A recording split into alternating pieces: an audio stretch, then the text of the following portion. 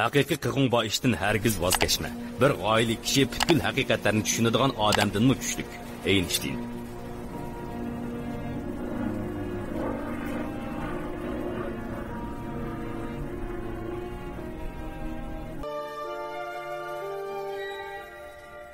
Kollimizda dunyoning varang churunglari qolmagan chog'da, uyqu bilan sagaklik orasida g'oyalarimiz tug'ildi.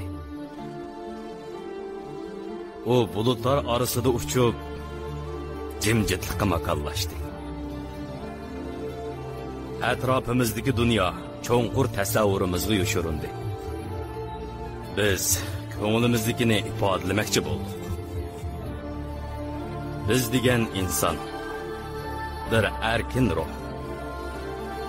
Yangilik yaratish kuchimiz, qizg'inligimiz va kuch-quvvatimiz bor.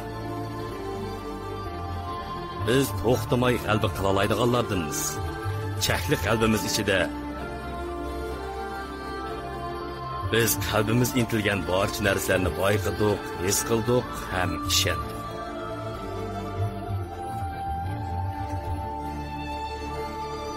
Navada g'ayimiz bo'lmasa, biz o'ylaganlarimizni hargizmi amaliyotga aylantirolmaymiz.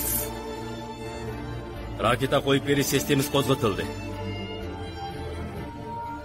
Musobaqada qoltis oldi. Xolid yana chempion bo'ldi. Bu shaxsan menga nisbatan bir kichik qadam bo'lsa-mu, lekin insoniyatga nisbatan cho'ng bir qadam.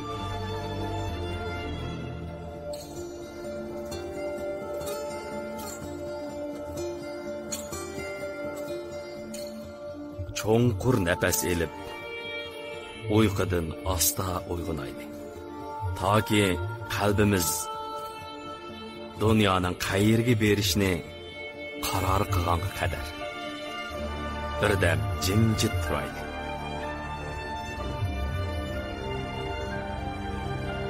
Xuddi kinolardagiga o'xshash. Siz uni to'xtatolmaysiz.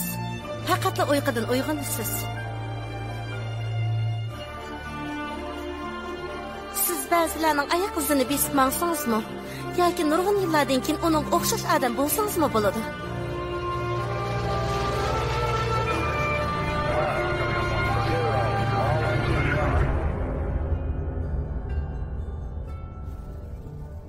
O'tmishni eslaganingizda g'oyangizni amalga oshirishning nurg'un yo'llari borligini bayqaysiz. Lekin sizmi bilasiz, bularning hammasini irodangiz kontrol qilib turadi. Anderson, Amerikalik olam uchquchisi.